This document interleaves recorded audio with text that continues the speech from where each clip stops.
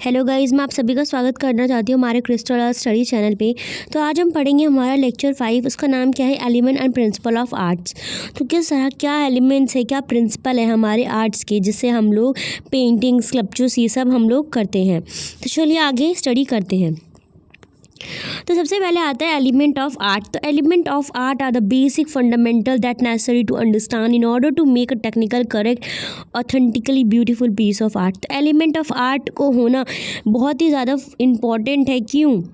ताकि एक ब्यूटीफुल हम लोग आर्ट बना सकें, करेक्ट ऑर्डर में उसको बना सकें। सबसे पहले आता है लाइन। तो एलिमेंट ऑफ आर्ट के अंदर सबसे पहला क्या है? लाइन। लाइन होना बहुत ज़्यादा ज़रूरी है। हमें पता होना चाहिए किस लाइन से, किस तरह से क्या चीज़ ड्रॉ करनी है। The path bridge followed between two by a moving point और the point that is known as line. Such as दो लाइन होती हैं। कौन कौन सी? विस्कोरियस लाइन, मैकेनिकल लाइन, और एक और होती है कौन सी? Spontaneous line. तो दो तरह की लाइन होती हैं। आगे बढ़ते हैं। फॉर्म। किसी भी ड्राइंग को, किसी भी स्कल्पचर से बनाने से पहले हमें पता होना चाहिए उसे बनाना कैसे, उसका फॉर्म क्या होगा। तो form of an object is its overall identification.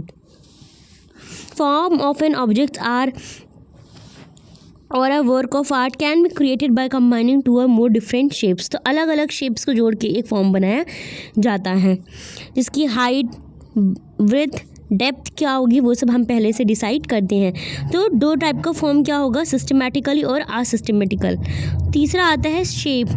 क्या शेप देना है, किस तरह की शेप होगी? ट्रायंगल होगा, सर्कल होगा, किस तरह का होगा वो हमें पहले से डिसाइड करना होता है। The area covered by an object when placed in 20 shapes is known as shape. Shape are of two type, geometric, square, circle, triangle, hexagon. ये तो एक हो गया। दूसरा आएगा organic as a shape of puddle, blob leaf. तो इस तरह की शेप्स होती हैं। आगे हम देखेंगे कलर। किस कलर के, कौन सा कलर हम मिक्स करेंगे तो क्या कलर बनेगा, ये सब का आइडिया होना पहले से इम्पॉर्टेंट होता है। तो use of hues in art work is known as colour. Colour are of various categories, primary colour, secondary colour, tertiary colour. Primary colour क्या होता है? Red, yellow, blue. Secondary green, orange, purple. जब हम इन्हें mix करेंगे तो to primary colours को तो कहीं ना कहीं सेकेंडरी कलर्स बनते हैं। और टर्सरी कलर्स क्या होते हैं? Mixing one primary and one secondary colours. जैसे कि वॉयलेट और ब्लू को मिलाएंगे तो इंडिगो बनेगा, ऑरेंज और रेड को मिलाएंगे, मिक्स कर देंगे तो सैफ्रॉन बन जाएगा। और एक और होता है वार्म कलर। वार्म कलर क्या होते हैं? जो कि इल्यूजन ऑफ हीट्स को कहीं ना कहीं डिस्क्राइब करते हैं। Red, brown, yellow, cool colours, ये सब क्या होते हैं? Warm colours.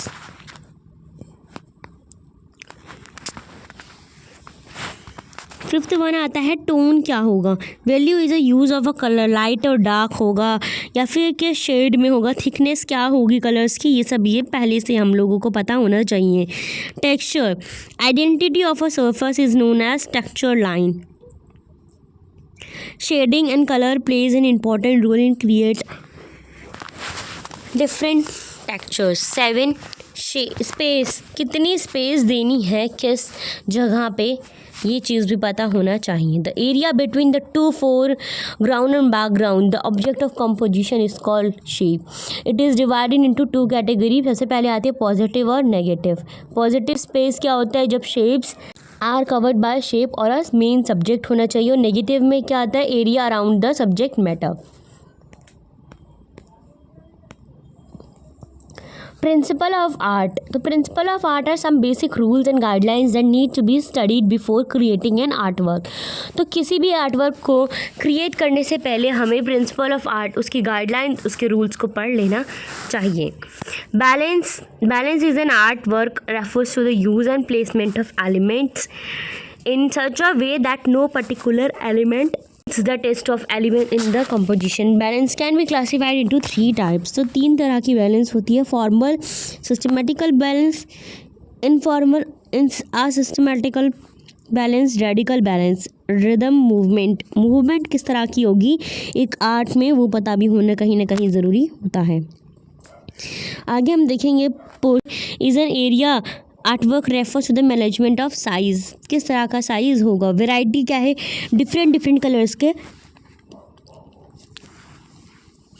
डिफरेंट शेप्स होना, डिफरेंट कलर्स यूज होना, टेक्सचर्स डिफरेंट होना, तो ये सब वैरायटी हो जाती हैं, वैरायटी ऑफ एलिमेंट्स।